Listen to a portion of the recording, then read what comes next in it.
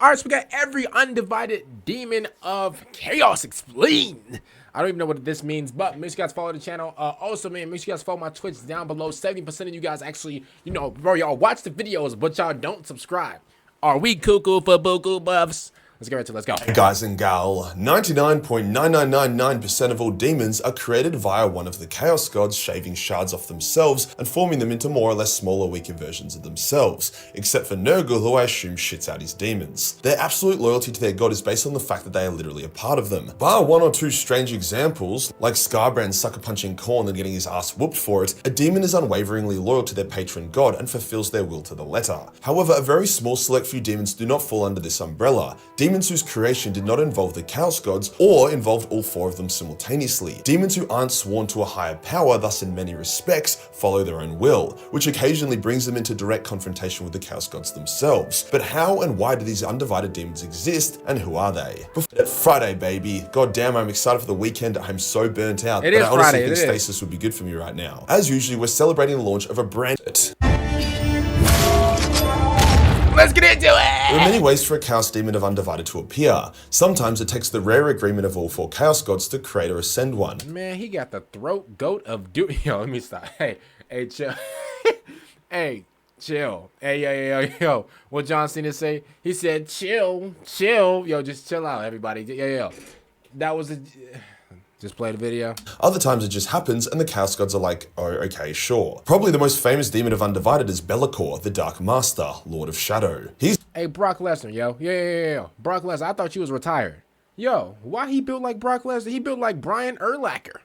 Bro, why is he built like this? Yo, get out of here. He's arguably the first mortal to be elevated by all four Chaos Gods to become a demon prince of Undivided. See, he was such a ruthless, terrible, and powerful mortal that none of the Chaos Gods would let the others claim him, so they instead poured their combined power into him to make him almost a Chaos God in his own right. With this power, he conquered entire systems, driving many races to extinction for his own entertainment. However, the Chaos Gods rarely agree for long, and eventually they got sick of trying to bend Be'lakor to their own devices, especially since Be'lakor got extremely arrogant and he followed his own will, often defying the will of the Chaos Gods. Since none of them owned him, they could not directly punish him. However, eventually they all decided to put their focus elsewhere, ascending demon princes that were only loyal to them. Without the big four jerking him off, Be'lakor's power greatly diminished, although he is still wildly powerful. Be'lakor now fights to reclaim his lost power and glory, always manipulating others to achieve his own ends. His ultimate goal is to ascend to become the 5th Chaos God, something he is currently fighting Vashtor over. Speaking of Vashtor, let's speak about Vashtor. It's not entirely clear what Vashtor is exactly. However, we can definitely consider him some sort of demon, and as no Chaos God owns him due to his prestigious position as the master of the Forge of Souls, we can also consider him undivided. Hey, you know what I'll say, bro? I love the like the creativity between like different demons and stuff like that. I'm gonna be honest with you. I do like, whoever like, created like these drawings and stuff like that, bro, y'all definitely deserve like an extra, $5.75. I'm gonna be honest with you.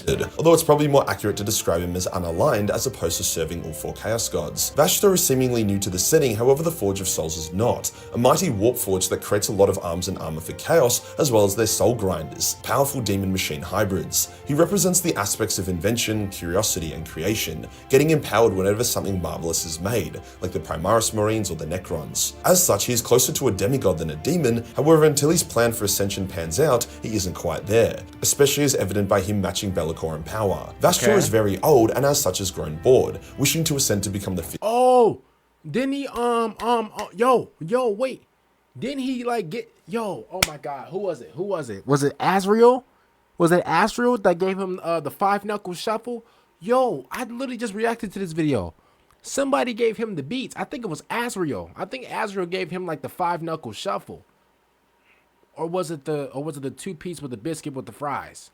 I don't know. Chaos God, which is why he's suddenly very active in the galaxy, whereas before he was happy to remain safe in the Forge of Souls, tolling away. It's unclear where he came from or how he was made, if he was an aspect created by the warp from the combined souls of countless inventors and scientists, or if he himself was a scientist that became a demon prince. I think it's the former, but I suppose we'll find out eventually. One of the more interesting undivided boys now, although to be honest they're all pretty interesting, is the Draknian, Ender of Empires. Unlike some undivided, who were elevated by all four Chaos Gods who agreed on one of their rare occasions, Draknian is a fundamental part of the universe, forever tied to the human race as he was born from the echoes of the first ever murder. He takes the form of this abyss of teeth, tentacles, and nails, however can modify his form at will, giving himself wings, more armor, more... Porcupine head at... Yo, What's going on? Like, how is he able to even like wipe himself? Eyes and so on. He's also extremely good at possession, able to possess the corpses of Custodes, Titan Princeps, and even a mechanized mega death machine that was the Mechanicus' version of a Primarch. Amazingly, as Dyrachnian is born from a fundamental part of humanity, he isn't really sentient. He doesn't have some grand design or is able to talk. He just knows that he likes killing people and really wants to kill the Emperor. He's described more as a highly intelligent predator animal acting on instinct rather than a schemer like Be'lakor. He was mighty, tearing his way through Custodes and Sisters of Silence like chaff, and even faced the Emperor himself. Dyrachnian managed to impale the Emperor, wounding him and even drawing his holy blood. In return, the Emperor could not destroy Dyrachnian as it was tied to the soul of the human race itself, so he turned it into a sword, effectively trapping it. Bro, like Iron Man. Sorry, not Iron Man. Oh my god, yo, I'm getting the superheroes. You look like Aquaman, yo. In itself. He then impaled the sword in Rara Endymion, who absorbed it and ran off into the webway, removing the demon from the battle. Abaddon would eventually find the blade and claim it as his own, with the lore implying that Rara Endymion allowed him to take it willingly. Some people think this is because the custodian Ra eventually fell to chaos, however Dyrachnian itself admitted it had next to no chance of corrupting Ra even when inside him, so I believe it was more so a way to keep Dyrachnian trapped, as if Dyrachnian was freed it could cause untold damage, but trapped in the blade by someone like Abaddon who would never free it, it could never threaten the Emperor again as a full-on demon. Either way, a spicy demon who is now a spicy demon sword. Okay, so you're kind of basically like using like something that's really bad as like good. If well, not good, but like you kind of like using like something that's like really evil and like actually like putting it to use. I'm gonna be honest with you, that's actually kind of fire. Now for a demon you may know if you've read some of the Inquisition books, Cherubbaal. Cherubbaal is a sassy motherfucker, probably due to the frustration of going from Ooh, is he kinky? Yo, what's in his mouth? He got a lock around his neck. He got the thing around his mouth. Yo, I know he was in those parades, bro. Oh my good. Yo, hey, I'm not, hey, y'all know like the rainbow parades and stuff like that, like in June. Yo, I was looking on YouTube one day, right? Of like, I think it was like, it was like June, right? So, I was on YouTube, right? And yo, like, I was on YouTube Shorts, and it was like, hey, listen, if this is what y'all do, this is what y'all do. I'm not, listen, we all have our lives, yo. Bro, when I tell you, bro, there was dudes that was barking like dogs, barking like hyenas, not hyenas. They was barking like Rottweilers and all types of pit bulls. I'm like, whoa, what's going on? I'm like, yo, whose dog is that? Man, yo, bro, full men barking like dogs, bro. Yo, this is what they was looking like. They had all types of chains around the neck. I'm like, yo, what's good? Yo, officer, go get him. Man, turns out, bro, they love it, y'all. Now, to be honest with you, if that's your thing, that's your thing. I'm not here to judge you or whatever. I've never seen nothing like that before, y'all. I was so perplexed. I don't even know how to spell perplexed, but I was so perplexed. I'm like, yo, wait a minute. And then I found out that was a kink. And bro, yeah, yo, like it's crazy, bro. I'd never ever in my life would have ever thought that I would see a dude like, barking and stuff. Like, I was so like, wait a minute, like, is he okay? Like, does he need to go to the hospital? Is he choking on like something? He's like, nah, bro, that's what it is. That I look in the comments and everybody breaking it down like, yeah, bro, that's some people's, Warhammer fantasy. That's what they like, and I'm like, oh, okay. Like, yo, this is what they was looking like. Hey, listen. If that's what you do, I'm not judging you. It's just that's the first time I've ever seen that in my life. I just have to be, yo, listen, y'all know me, bro. I'm real. I keep it real for what it is, bro. If I don't like something, if I like something, if I've never seen something before, I'm gonna talk to y'all about it. Y'all kind of like my therapist in a way. Like, I can talk to y'all about like just certain stuff, bro, man. That was the craziest ish I ever seen, bro. Like, and again, we all have our own lives. If that's what you like to do, go ahead, bro. By all means, do what you gotta do, bro. Real life, yo. But like that's just crazy. I've never seen nothing like that before. Practically feared super demon to. That's how they was looking though. They had the chains around him and everything. They had the thing in the mouth. He was still he still got the bark off. They had the thing in the mouth. He still They had like it was crazy. As in Khorne's Pokemon. Before being enslaved as a demon host, Cherubbaal enslaved entire star systems for thousands of years and genocided entire species. He did these multiple times, so he was pretty pissy when the fallen Inquisitor Quixos trapped him and bound him within a demon host. Oh, he into that, see, I can already dissect his whole life. He's into that he got like a kink. He's into that. What is it called? RDSM or RDSM?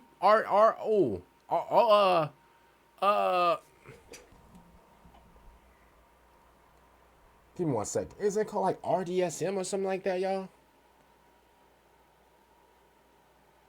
Oh, BDSM. BDSM. That the you know, yeah. He's into that, y'all. I can already tell. He's a freak. He got the chains and everything. He got the chains around this thing. He just carrying the chains. He's smart, bro, man. Yo. Inside of his body, man, bro, he jumping for joy, bro. He loved this, y'all. A controversial method of forcing a demon to serve you whilst keeping yourself free of corruption. Eisenhorn fought Cherubale, banished him, but then said, fuck this bitch, and resummoned and rebound the... Hey, yo, somebody tell him to put the weapons away, yo. Yo, put these feet away.